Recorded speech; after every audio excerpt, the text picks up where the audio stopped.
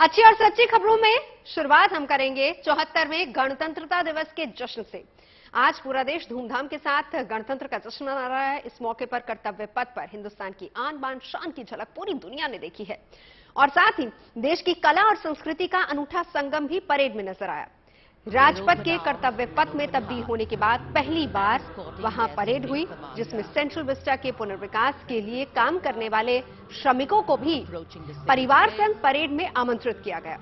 जबकि 2 साल बाद मुख्य अतिथि के तौर पर मिस्र के राष्ट्रपति अब्देल फतेह अल सीसी भी परेड का हिस्सा बने। लेकिन पहले बात देश के वीरों के शौर्य की, जिन्होंने जमीन से लेकर आसमान तक अपने पराक्रम से लोगों का दिल जीत लिया।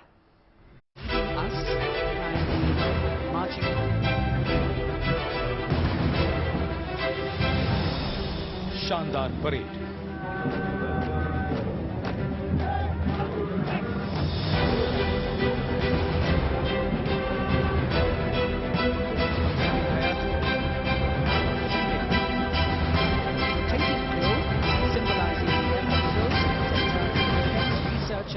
कर्तव्य पथ पर कदम से कदम मिलाते सेना के जवान।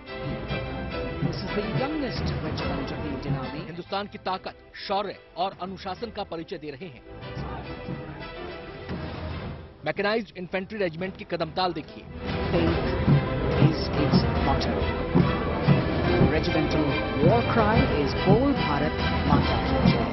इस टुकड़ी को भविष्य की रेजिमेंट के तौर पर जाना जाता है, क्योंकि इस रेजिमेंट में सबसे कम उम्र के जवान शामिल हैं। इस अंदाज में दुनिया ने कर्तव्य पथ पर पंजाब रेजिमेंट का शौर्य देखा। सत श्री अकाल।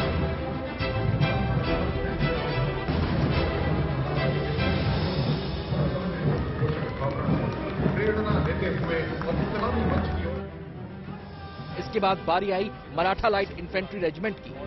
सम्मानित रेजिमेंटों में से एक है। इसका गौरवशाली इतिहास 254 वर्षों से अधिक पुराना है।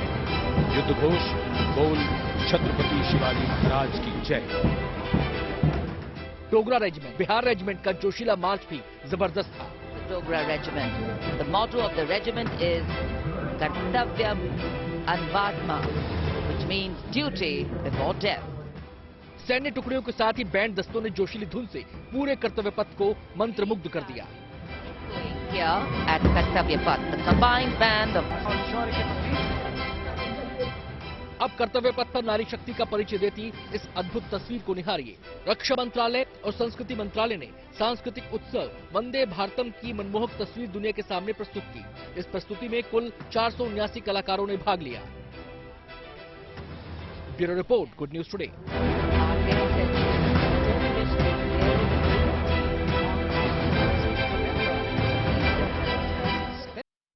थल सेना के बाद जब बारी आई एयरफोर्स की, तो परेड देखने आए लोग फाइटर जेट्स की फॉर्मेशन को देखकर रोमांचित हो उठे। इस फ्लाई पास्ट में वायुसेना के 45 विमानों ने हिस्सा लिया, जिन्होंने परेड के लिए देश के अलग अलग एयरबेस से उड़ान भरी। 90 मिनट की इस गणतंत्र दिवस की परेड में वायुवीरों के इस पराक्रम पर यह रिपोर्ट देखिए।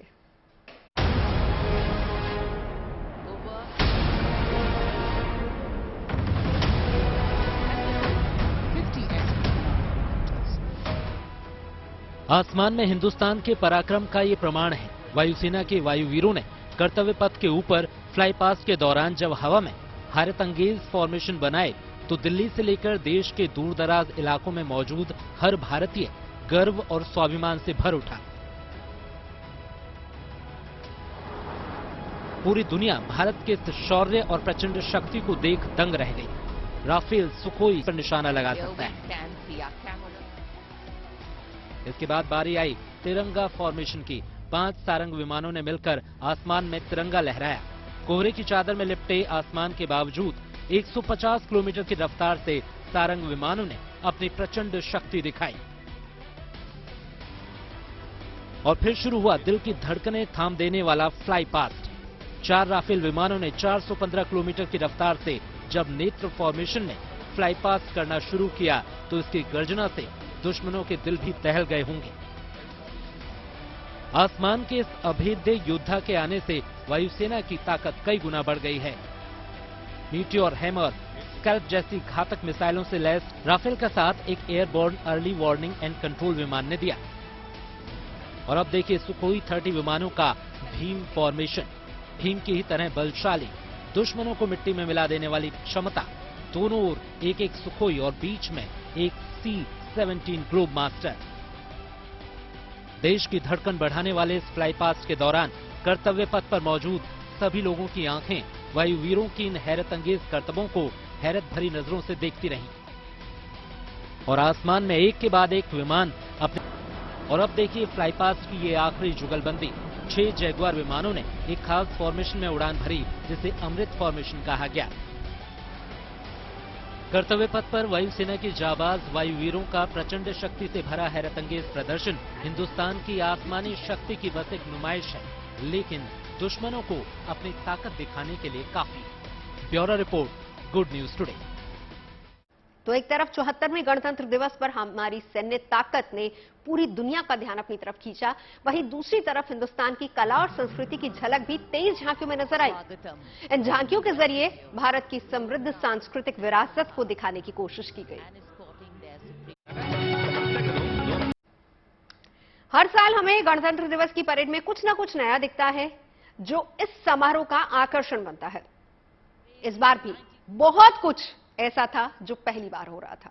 पहली बार मिस्र के राष्ट्रपति मुख्य अतिथि के तौर पर गणतंत्र दिवस के कार्यक्रम में शामिल हुए।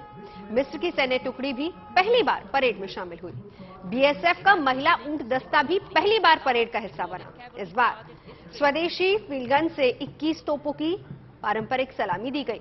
परेड में कौन कौन से ऐसे आकर्षण रहे जो पहली बार हुए, वो दिखाते हैं आपको।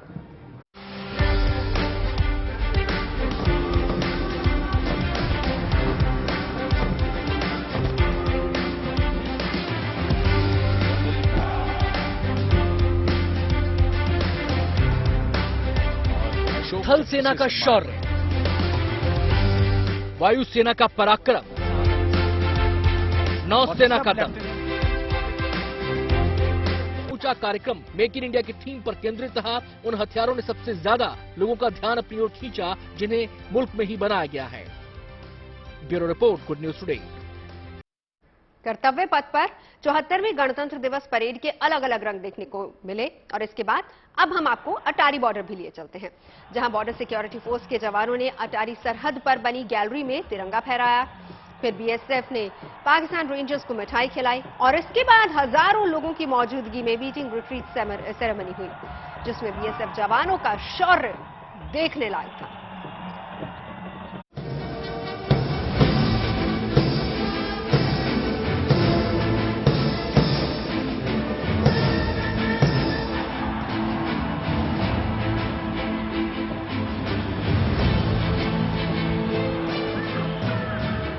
बीएसएफ जवानों का ये जोश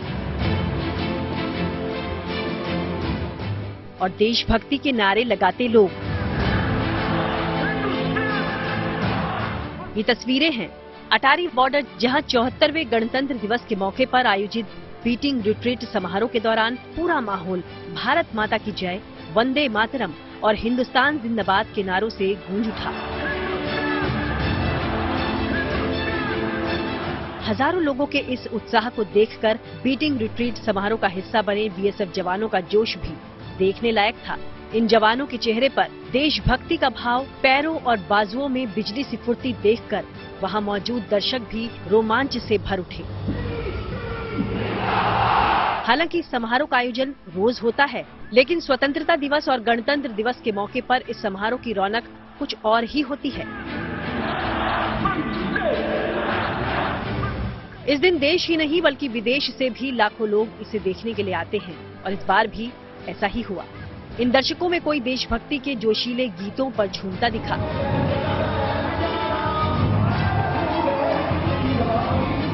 तो कोई तिरंगा फहराकर 74वें गणतंत्र दिवस की खुशी जाहिर करता नजर आया। हैदराबाद से आए हम लोग, हैदराबाद से आए जी। कितना उत्साह है और खास आवाज खत्म हो रही है, क्या उत्साह है। बहुत मजा आ रहा है, पहली बार आए, बहुत ज्यादा मजा आ रहा है, तो सब कुछ देखिए। भारत और पाकिस्तान 1959 के बाद से अटारी वाघा सीमा पर बीटिंग रिट्रीट समारोह आयोजित करते आ रहे हैं। समारोह का आयोजन 60 से 120 मिनट का होता है, जिसमें बीएसएफ के जवान और पाकिस्तानी रेंजर्स हिस्सा लेते हैं।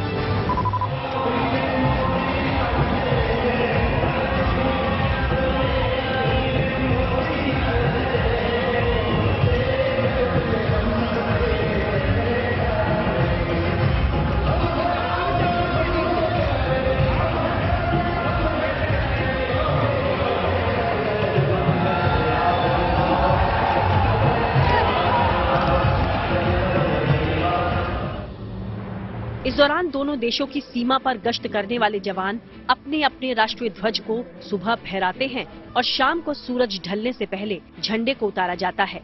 और इस बार भी ऐसा ही देखने को मिला।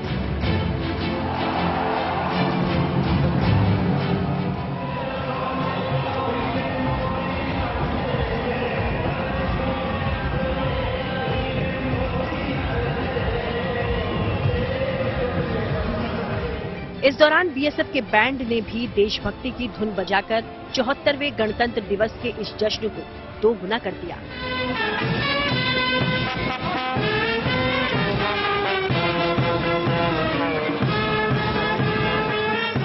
इस खास मौके पर बीएसएफ की ओर से पाकिस्तानी रेंजर्स को मिठाई भी भेंट की गई।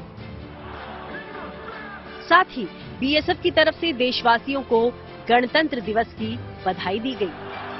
सीमा सुरक्षा बल परिवार की ओर से 74वें गणतंत्र दिवस पर बहुत बहुत बधाई व शुभकामनाएं पूरे देशवासियों के लिए। आज के इस अवसर पर मैं सभी देशवासियों को विश्वास दिलाना चाहता हूं कि सीमा सुरक्षा बल के सभी कार्मिक अपने शौर्य, साहस, कर्तव्य परायणता व बलिदान का जो हमारा गौरवमयी इतिहास है, परंपरा है, उसको बरकरार रखते हुए हम देश की अखंडता को हम हमेशा बरकरार रखेंगे। अटारी बॉर्डर जैसा ही जश्न और उत्साह देश के दूसरे हिस्सों में भी दिखाई दिया। कमलजीत संधू के साथ bureau report, good news today. आज का दिन कई मायनों में खास है। आज के दिन पूरा देश गणतंत्र का उत्सव मना रहा है। आज बसंत पंचमी भी है। प्रयागराज में संगम तट पर श्रद्धालुओं ने आज आस्था की डुबकी लगाई। बसंत पंचमी के दिन सरस्वती पूजा का विधान है। पवित्र नदियों में स्नान हो रहा है। मां की आराधना की जा रही है। आस्था के अलग अलग रंग हम समेट कर लाए हैं आपके लिए।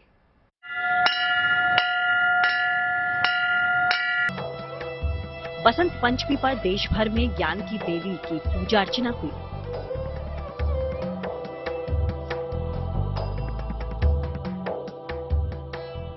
जीवन को ज्ञान के प्रकाश से आलोकित करने वाली मां सरस्वती की आराधना हुई। बसंत पंचमी के अवसर पर काशी हिंदू विश्वविद्यालय में भव्य झांकियां निकाली गई और विश्वविद्यालय ने 108वां स्थापना दिवस मनाया। झांकियों के अलावा सड़क पर चलते हुए छात्र छात्राओं द्वारा नुक्कड़ नाटक और डांस परफॉर्मेंस भी दी गई।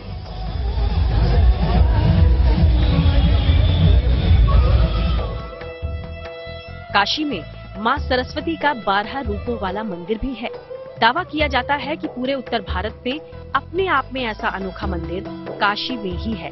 2.5 दशक पहले वाराणसी के संपूर्णानंद विश्वविद्यालय में इस मंदिर की स्थापना हुई थी। तभी से यहाँ बसंत पंचमी पर छात्र पूजा अर्चना करने के लिए आते हैं। तो यहाँ पे आना मतलब बहुत एक शांति का माहौल मिलता है हमें। पूरे दिन से एक एकेडमिक वर्क करके आने के बाद ऐसा लगता है जैसे एकदम पीस वाले एनवायरनमेंट में हम आ गए हैं। तो बहुत अच्छा लगता है और स्पेशली यहाँ की शाम की आरती बहुत अच्छी होती है जो आपके पूरे दिन की थकान को बिल्कुल दूर कर देती है। इस मौके पर बड़ी संख्या में श्रद्धालुओं ने प्रयागराज पहुंचकर संगम में भी डुबकी लगाई।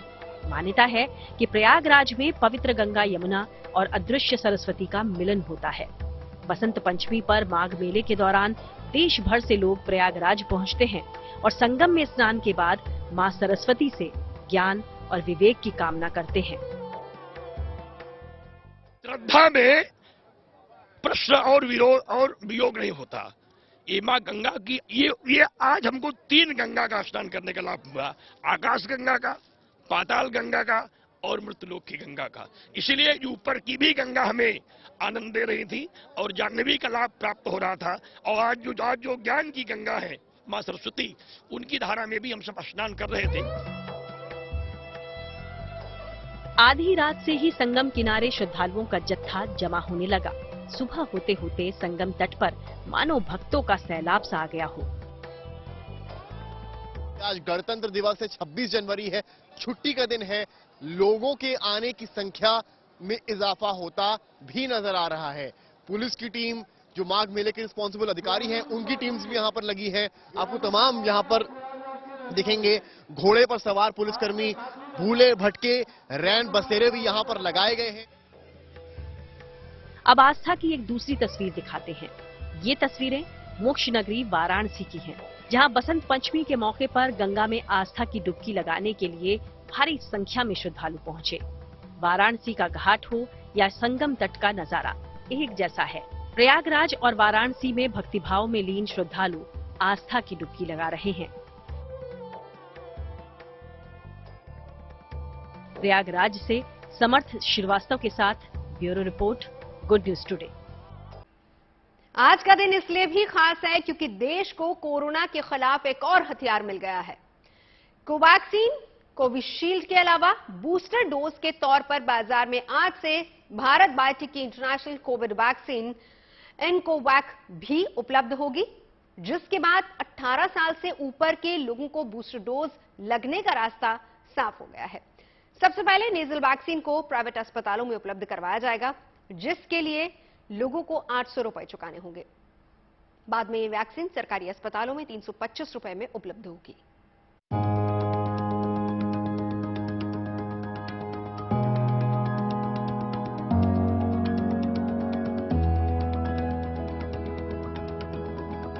हिंदुस्तान ने कोरोना को स्वदेशी संजीवनी से मात दी और इस जंग में भारत ने कई देशों की स्वदेशी वैक्सीन से मदद भी की। अब गुड न्यूज है कि भारत ने दुनिया की पहली इंट्रानेजल कोविड वैक्सीन भी लॉन्च कर दी है। मतलब ये कि अब कोरोना के खिलाफ जंग में सुई लगाने की जरूरत नहीं पड़ेगी। नेजल वैक्सीन वो वैक्सीन है जिसे नाक के जरिए दिया जाता है, यानी इसे इंजेक्शन से देने की जरूरत नहीं है और न ही ओरल वैक्सीन की तरह ये पिलाई जाती है। ये एक तरह से नेजल स्प्रे जैसी है।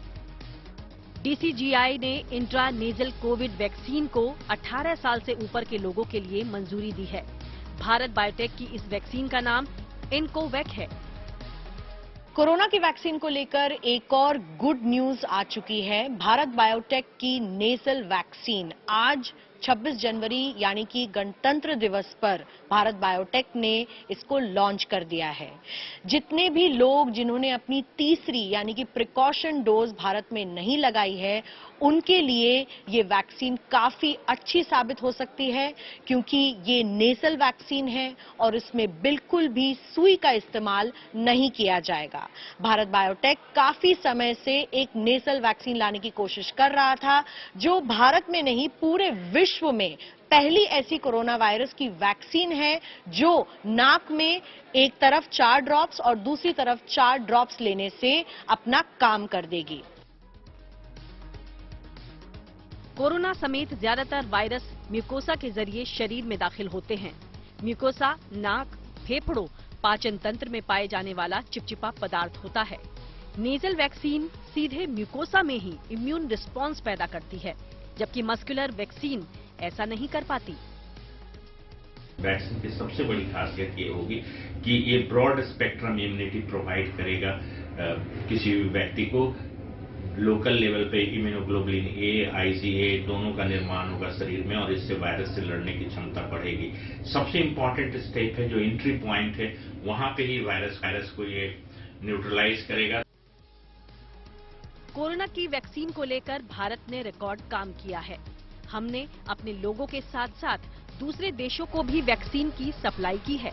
अब हिंदुस्तान उन गिने चुने देशों में शुमार हो गया है जिसके पास नेजल वैक्सीन मौजूद है। नेजल के अलावा देश में कोरोना के खिलाफ 4 वैक्सीन पहले से ही हैं। इनमें भारत बायोटेक की कोवैक्सीन, सीरम इंस्टीट्यूट की कोविशील्ड, बायोलॉजिकल ई लिमिटेड की कोर्बावैक्स और रूस से आयातित स्पुतनिक भी शामिल हैं। कोरोना के खिलाफ हथियारों में अब नेजल वैक्सीन की भी एंट्री हो गई है, जो इस जंग में भारत को नई ताकत देगी। Bureau report, good news today. Corona के मोर्चे पर देश के लिए दो अच्छी खबरें हैं। पहली, देश में आज कोरोना के सिर्फ 132 नए मामले सामने आए। इस वक्त कोविड के सक्रिय मामले घटकर 1900 ही रह गए हैं। इसके अलावा पॉजिटिविटी रेट 0.08% हो गया है। इसके साथ ही साथ ये भी जोड़ते चले कि पॉजिटिविटी रेट तो कम हुआ है, इसके अलावा रिकवरी दर बढ़ गई है, 98.81% हो गई है। जबकि दूसरी अच्छी खबर यह है कि दुनिया की पहली इंट्रानेजल कोविड-19 वैक्सीन आज लॉन्च हो गई है। कोवैक्सीन बनाने वाली हैदराबाद की भारत बायोटेक ने इसे Washington university school of medicine के साथ मिलकर बनाया है। नाक से ली जाने वाली इस वैक्सीन को बूस्टर डोज के तौर पर लगाया जा सकेगा। भारत ने 23 दिसंबर को इस वैक्सीन को मंजूरी दे दी थी। कोविन पोर्टल से देश ही नहीं बल्कि दुनिया की पहली नेजल वैक्सीन की बुकिंग शुरू हो गई है। सरकारी सेंटर या फिर अस्पतालों में नेजल वैक्सीन 325 रुपए में लगाई जा सकेगी। वहीं निजी अस्पतालों में नेजल वैक्सीन की खुराक 800 रुपए में मिलेगी। हालांकि अभी भारत बायोटेक की नेजल वैक्सीन निजी अस्पतालों में ही उपलब्ध होगी। कुछ दिन बाद सरकारी अस्पतालों में भी ये वैक्सीन मिलने लगेगी। दुनिया की पहली इंट्रानेजल कोविड-19 वैक्सीन नाक के जरिए ही लोगों को दी जाएगी। बूस्टर डोज के तौर पर यह वैक्सीन 18 साल से ज्यादा उम्र के लोगों को लगाई जाएगी। इस वक्त देश में भारत बायोटेक की कोवैक्सीन, सीरम इंस्टीट्यूट की कोविशील्ड और कोवोवैक्स, रूसी स्पुतनिक वी और बायोलॉजिकल ई लिमिटेड की कोर्बेवैक्स वैक्सीन लग रही हैं, जिनकी जानकारी कोविन पोर्टल पर लगातार उपलब्ध रहती है। पिछले साल सितंबर महीने में ही इस इंट्रानेजल वैक्सीन को डीजीसीआई की तरफ से इमरजेंसी इस्तेमाल के लिए मंजूरी मिल गई थी। फिर बूस्टर डोज के तौर पर इसे 23 दिसंबर को मंजूरी मिली। ये वैक्सीन नाक के जरिए स्प्रे करके दी जाएगी, जिसका मतलब ये होगा कि इस वैक्सीन को लेने वाले लोगों की बाह पर टीका नहीं लगेगा। बूस्टर डोज के तौर पर लगने वाली इस वैक्सीन की अब शुरुआत होने जा रही है। जब हमारे पड़ोसी चीन में कोरोना का विस्फोट लगातार देखने को मिल रहा है, ऐसे वक्त में हमें ये वैक्सीन मिली है। BF.7 वेरिएंट की वजह से चीन में लगातार संक्रमण बढ़ता जा रहा है। हालांकि चीन की इस दुर्दशा से हमें घबराने की जरूरत नहीं है। हमारे यहां संक्रमण और पूर्ण टीकाकरण यानी कि वैक्सीन की दोनों ही डोज की वजह से ज्यादातर लोगों ने हाइब्रिड इम्यूनिटी हासिल कर ली है। ऐसे में BF.7 वेरिएंट भी हम भारतीयों का कुछ खास बिगाड़ नहीं पाएगा। और अगर हम बूस्टर डोज भी ले लें, हालांकि भारत में लगभग पूरी आबादी का वैक्सीनेशन हो चुका है, लेकिन अभी भी बहुत बड़ी संख्या में लोगों ने बूस्टर डोज नहीं लिया है। कोविन पोर्टल के मुताबिक देश में 95 करोड़ 15 लाख से ज्यादा लोग 2 डोज ले चुके हैं, जबकि 22 करोड़ 47 लाख लोगों ने बूस्टर डोज लगवाई है। और यही वजह है कि देश की बड़ी आबादी को सुरक्षित रखने के लिए सरकार भी बूस्टर डोज लगवाने के लिए लगातार प्रेरित कर रही है, ताकि प्रिकॉशनरी डोज के जरिए लोगों को सुरक्षित किया जा सके और इस नए वेरिएंट से बचाया जा सके। खबरें सच्ची होनी चाहिए, अच्छी खुद ब खुद लगती है। Navjot Randhawa signing off. आप सुनते रहिए गुड न्यूज और देखते रहिए गुड न्यूज टुडे।